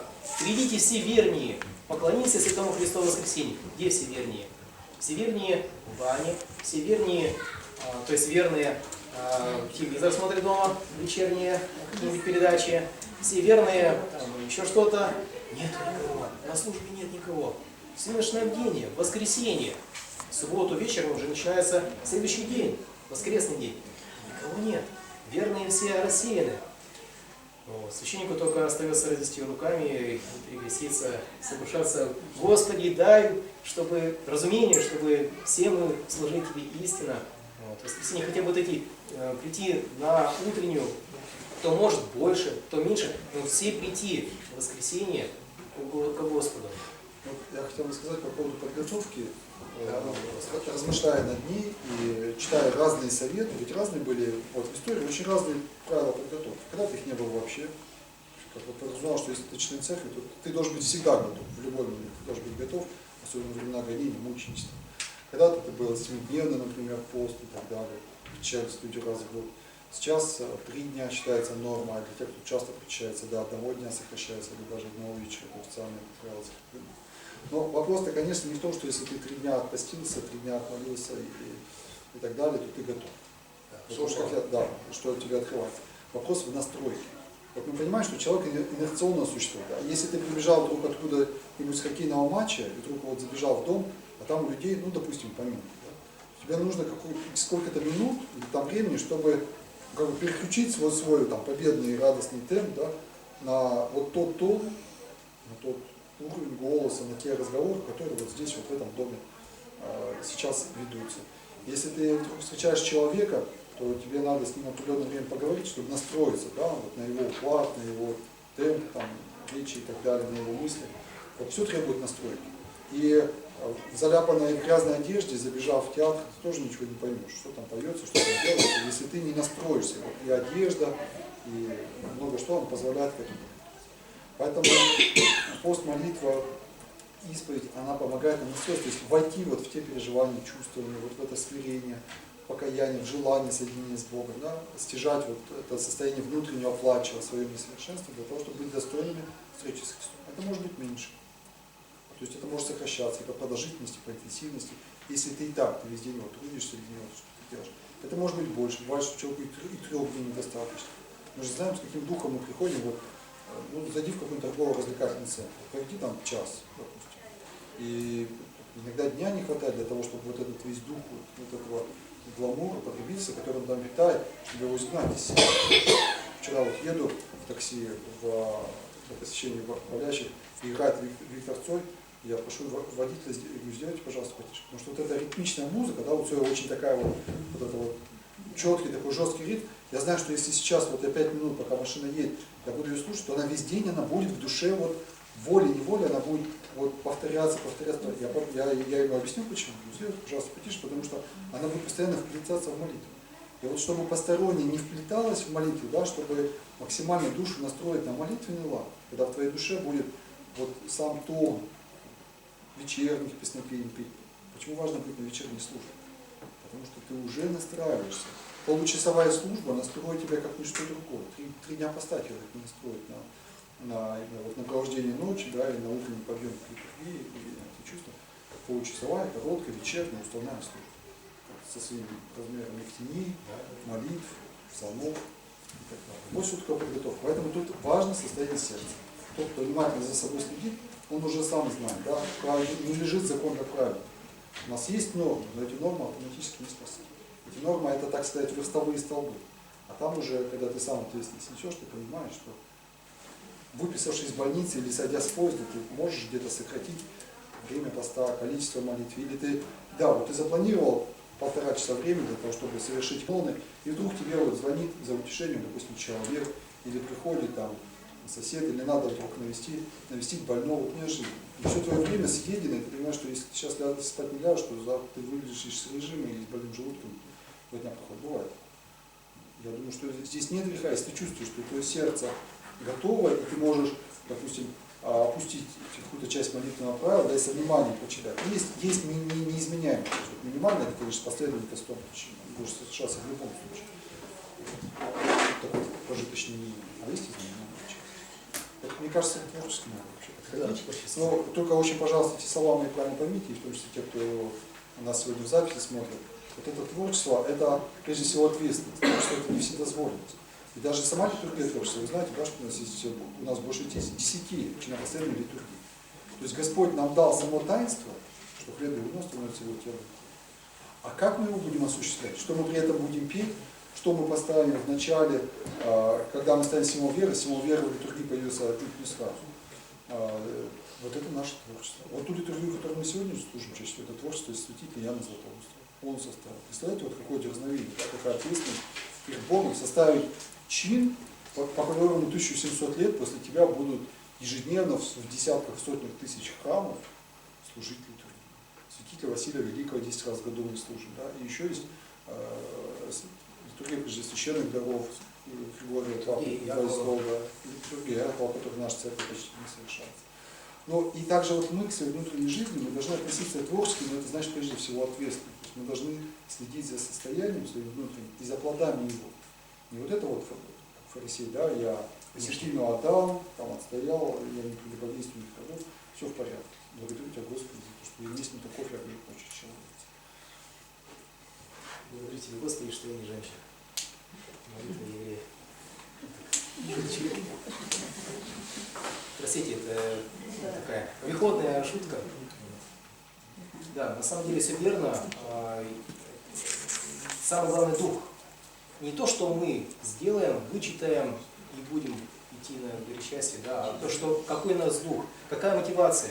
Если я вычитываю последование к крестовому причастию, и я ничего не понимаю, можно сменить текст на другой, например, русский перевод. Не транскрипт, а русский перевод. Например, я часто, не часто, а уже полноценно читаю последование к крестовому причастию на русском языке. Понимаете, там какие библейские образы, которые там вкраплены, или евангельские образы покаяния тех людей. Они прям живыми становятся, когда ты читаешь. Когда первый раз читал, я думал, какой я был бедный, почему я раньше не читал. Берите на перевод на русский язык, это хорошо. Самая главная мотивация, что вы хотите? Ущемить кого-то, чтобы вот вы читаете по-русски, или же вы хотите из любви к Богу, чтобы Господь как можно больше был ближе к нам, и мы к Нему. Самая главная мотивация. Ну, позвольте, пожалуйста, скажу, что вот все-таки особенности, отклонения и дополнения к молитве правил, они все-таки должны совершаться с благословением. Поэтому, если есть сомнения или что-то не понимаешь, вот надо подойти к священнику, который исповедуешься или которому доверяешь, надеюсь, что это одно и то же, и посоветоваться с ним. И вот этот русский перевод, я бы, например, посоветовал, да, читать его в дополнение, не вместо, а в дополнение, потому что все-таки у нас служение совершается на церковно-славянском языке, в том числе домашние молитвы. Вот. Но для понимания прочитать в параллельном переводе на русский текст, может быть, будет не вредно. Да? А освоить новый язык это всегда полезно для развития своего ума, церковно-славянского, тем более язык. Мы, наверное, будем потихонечку приближаться к завершению. Вот еще этот вопрос последний и, наверное, один из самых важных мы сегодня обсудим. Это чистота причащения. Чистота причащения. И позвольте, я вот, прежде чем сейчас этот вопрос мы уже разберем, поделимся своим мнением. Отец Иоанн скажет по практике часто причащения сегодня имеющейся. Вот. Я хотел поделиться с вами одним образом, когда мы разбирали молитвы, вот я даже сейчас немножко скажу, почему он мне «Пятни бытия, в бытие привел Иси, и от падшего оставил Иси на спаке». То есть мы Богу говорим, что Он нас создал, да, и Он нас от падших снова вернул к себе. И поэтому мы говорим, что литургия это благодарить, то есть мы благодарим Бога за это. Вот произнести эти слова легко, а вот как их понять? Вот на днях недавно мы тут разговаривали об этом случае, о том, что там в классе небольшая группа ребят, они обидели одного мальчика. Они обидели, что-то вот как-то они нехорошо по отношению к нему поступили, то ли там нажаловались на него и так далее. А он благородный человек, и он их уже простил. То есть он и не обиделся, в принципе, да? А они нет, они себя не могут простить. Они чувствуют, что они от него отпали. Да? Они-то чувствуют вот ту стену, которую они поставили между собой и им. И вот как ему донести до них, что он их любит, что он их простил, что он не обижается, что он желает с ним. Конечно, он может им это сказать, но они, скорее всего, по жестокости сердец не поверят. И вот тогда, вот слушая рассказ женщины об этом, об этой ситуации, я сказал тогда так. А вот если бы у него сейчас предоставилась возможность у этого парня как-то бы пожертвовать ради них, да, вот чем-то, допустим, взять какую-то вину на себя. Допустим, в классе что-то они разбили, приходит учитель и говорит, кто это сделал? И вот если бы он тогда взял бы свою вину, на себя взял их вину, вот тогда бы они до конца поняли, что его любовь к ним, его прощение, это не пустые слова, это действительно любовь. Да? Вот тогда бы эта стена разрушилась. И по сути дела к нам Бог так поступил. Мы его оскорбили, мы перед собой эту стену поставили, он нам показывает свою любовь, да, еще в Ветхом Завете, но мы сами не верим в любовь, мы по-прежнему остаемся ужесточенными, и поэтому теперь его завет к нам, ко всем людям, это его жертва, да? Он своими крестными страданиями, он показывает, что он нас любит безусловно, что несмотря на все, что мы натворили, он все равно нас любит. Поэтому Христос это и есть откровение, безусловно, божественной любви. И мы теперь, вот приходя к Нему, как те мальчики, вы пришли, вы уже, допустим, навестить там в больнице или где-то, да, вот этого своего друга, приходя к Богу, мы и благодарим Его, то есть мы показываем, что теперь мы верим, теперь мы Твою любовь принимаем, и мы не только ее принимаем, мы на нее отвечаем. Если Ты нас так любишь до смерти, значит и мы готовы любить Тебя безусловно до смерти. И вот и последний, наверное, вопрос, а потом, может, еще какие-то беседы, вопросы, дополнения. Вот вопрос о чистоте причащения. Один из самых, наверное, сложных и частых вопросов. Да? Как часто причащаться? Отец Иоанн, вот ваш опыт, что вы скажете на этот счет? Я являюсь настоятелем выучения. У нас очень крепкий приход. Люди, которые ходят, они причащаются часто. И поэтому у нас это норма, чтобы все причастились. У нас было такое время, даже все причащались. Вот. Те, кто готовится, не готовится, все готовятся. Если я иду на литургию, я уже готовлюсь причаститься. Но куда же я иду? На литургию. Если же мы идем на концерт, мы уже сами уже себя подготавливаем. Не так ведь? Максим правильно сказал. Уже одежду готовим. То есть я уже готовлюсь прийти на литургию. Это не звук-табарахты. Я уже готовлюсь. Также и у нас существует и исповедь. Да, и те люди, которые часто причащаются, могут не всегда подходить на исповедь, если же ничего не сделали более греховного, нежели было до этого. Да? Там осуждение, не имея любви, общие такие наши недостатки, которые мы просим Господа такие покрыть. И только лишь Бог может дать нам эту милосердие, любовь свою. Вот. Почему мы причащаемся? Потому что своими силами мы не можем избавиться от греха. Мы пытаемся, но никак. Господи, Ты вмешайся в мою жизнь, дай мне силы. Только лишь с Ним можно как-то преодолеть нашу болезнь, греховную болезнь. Также и те люди, которые причащаются у нас часто, они читают последование крестового причастия. Это действительно минимум. 3 канона, они по необходимости, если человеку действительно необходимо, но также у нас взамен 3 псалмов, 4 канонов, простите, можно и даже, я сказал бы, нужно читать Евангелие. Я знаю, что редко у нас христиане читают Евангелие. Мы Христа даже не знаем. Вот, это важная составляющая. А тому, кто уже читает Евангелие, можно и почитать каноны. Тому, кто читает и каноны, и Евангелие, постоянно живет Христом, можно и прийти на вечернее богослужение. К сожалению, у нас отсутствует пока что всеночная бдение, настроившийся храм, и сейчас холодно в молитвенной комнате, где мы обычно проводим литургию, у нас отключили отопление, но это не важно. Но зато, когда у нас был период частых служб каждое воскресенье, вот, мы причащались все. Все идут на причастие, и дети, и взрослые. Еще один важный момент, который прям должен красной линией подчеркнут быть, что родители, которые ведут своих детей на причастие, должны сами причащаться, должны сами давать пример своим детям. А то как получается, взрослеет ребенок, видит, что родители не причащаются, но я же взрослый, даже хочу быть как взрослый, и также отходит от Христа, от церкви. Это наблюдаем очень часто. Поэтому, как бы ни хотели мы, всегда мы идем к чаше Христовой вместе с детьми. Часто причастие – это благо. Часто причастие – это дыхание. Когда я был мирянином, я тоже редко причащался, потому что не знал, что можно часто причащаться. И мне все говорили, да это будет прелесть, если будешь часто причащаться. Нет. Прелести мы все. Но часто причащаться Господь нам дает силы, которые нам помогают бороться со своими страстями, недугами. Есть, не помню уже имя, владыка греческой церкви, я, наверное, в комментариях напишу его имя, вот, он говорит так: благо причащаться каждое воскресенье. Вот причастился в воскресенье, 2 дня ты живешь, ну прям летаешь. Потом день для того, чтобы еще немножко остыть, и вот ты уже опять готовишься к причастию, ты уже настраиваешься в конце недели опять причащаться. Но разве этот человек не будет жить свято? Свято он живет, готовится, старается жить свято. Вот такой маленький комментарий. Позвольте, я тоже поделюсь взглядом. Были разные подходы, вообще в истории были разные подходы. Были святые, которые чрезвычайно редко причащались, единожды, а то были святые, например, мученики, которые вовсе не причащались. У них даже крещение было своей кровью, да, что говорят, что не было причастия.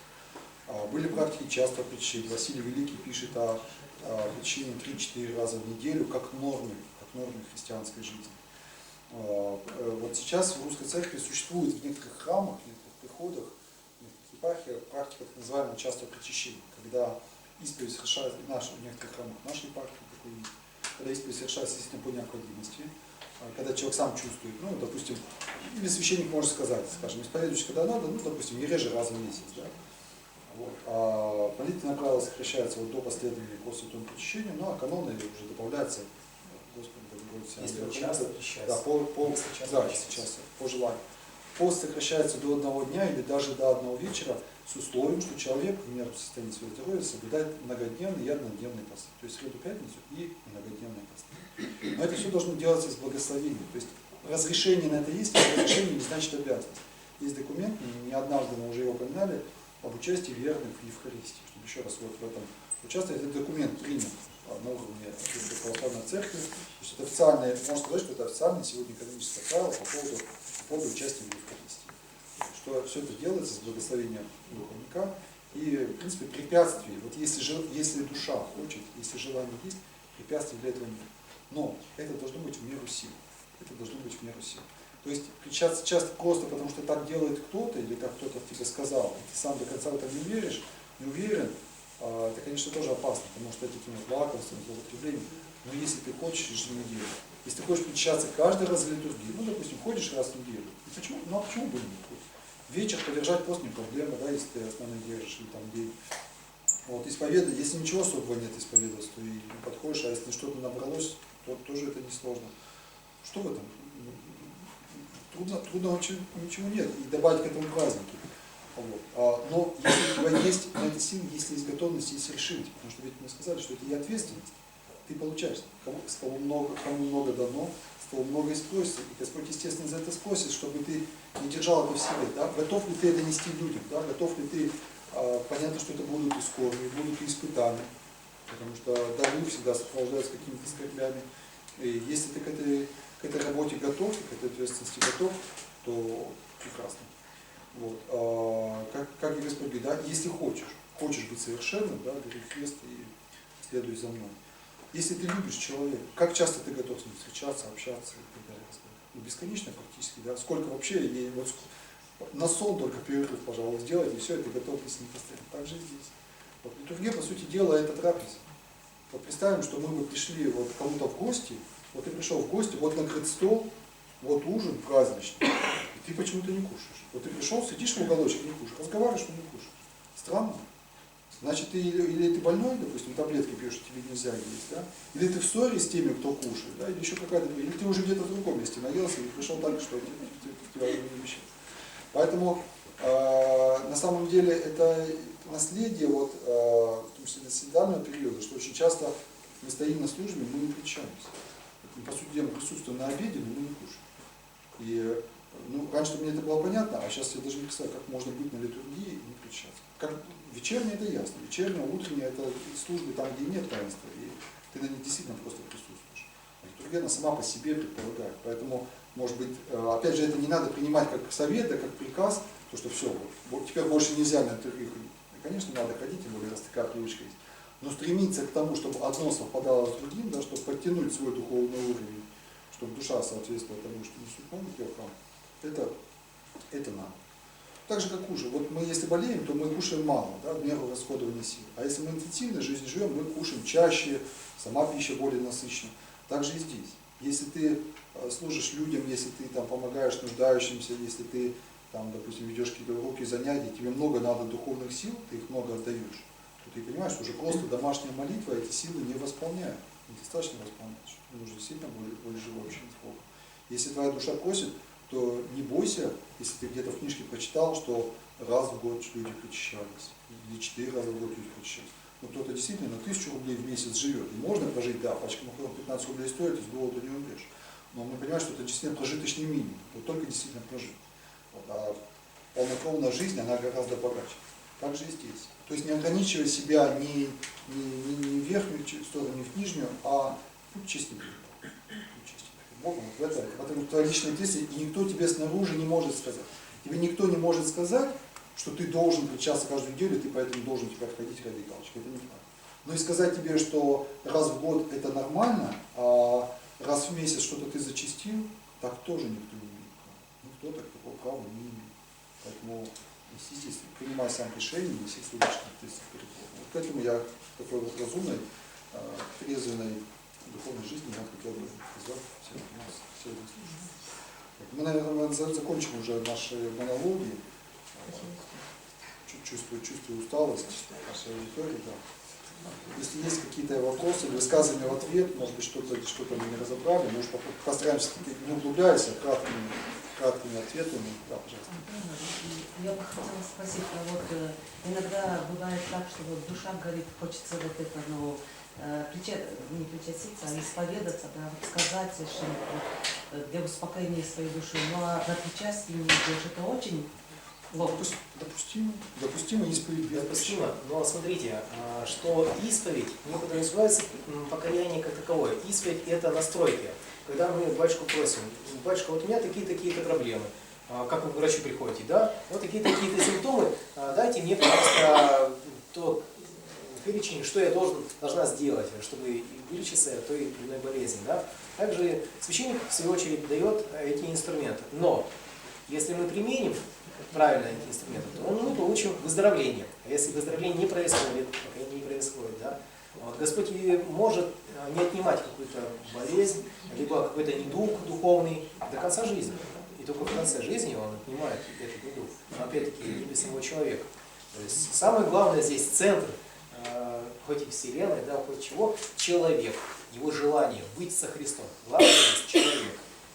Чуть-чуть дополню, все-таки исповедь это не покаяние, должно быть. Это изменение. Но подождите, Да. покаяние первых христиан, именно исповедь, которая сейчас у нас существует, первые христиане, они прибегали к нему, в крайних случаях, отречение от веры, грех убийства и грех прелюбодеяния. Вот в этих трех случаях прибегали к данному покаянию. Это было второе крещение.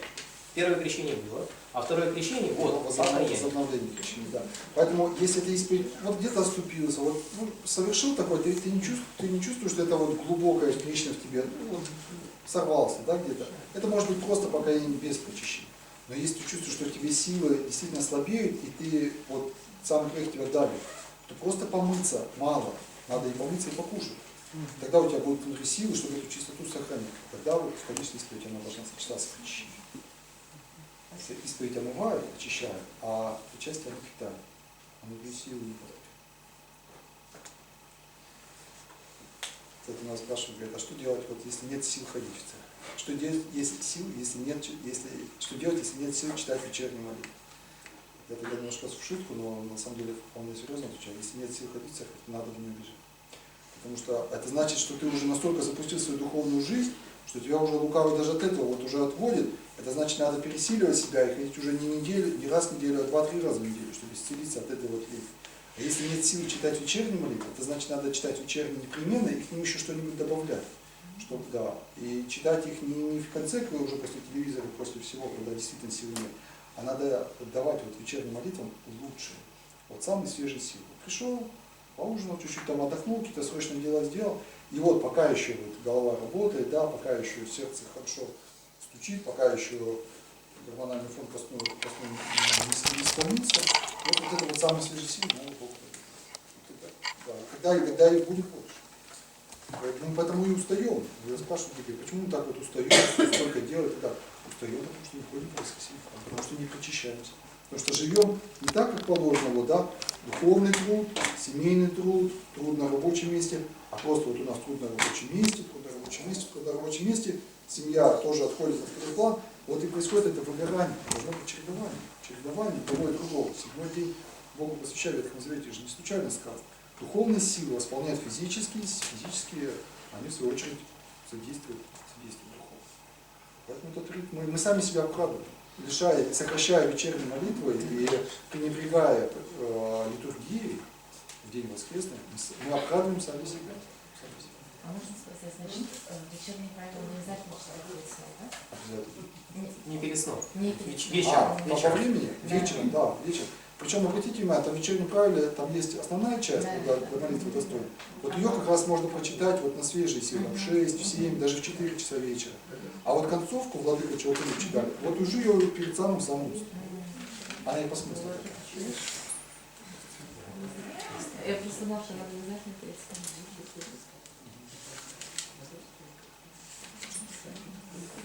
А утренний правильно. Вот встаешь, например, ну, я читала просто книгу, что не обязательно утром читать. То есть встал, умылся и прочитала про это. Как правило. А я, бывает, что, например, если такие срочные дела сделаю, а потом уже прочитаю, это принципиально важно. Я думаю, что тут вот опять личная ответственность. Надо следить за собой.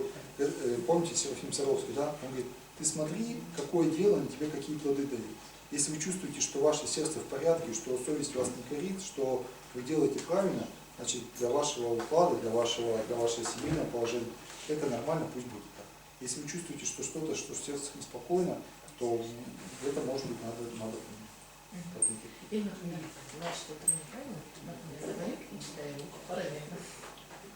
Если вам сосредоточенность позволяет, святые отцы говорили, что и когда и нижайшие потребности отправляешь Иисусу молитву творить, если вам такое вот внутренняя собранность, внутренность это позволяет делать, я, например, не могу. Я могу идти по улице и творить внутренне так. А вот что-то готовить, я не могу. А если вы можете, то слава Богу. Слава Богу.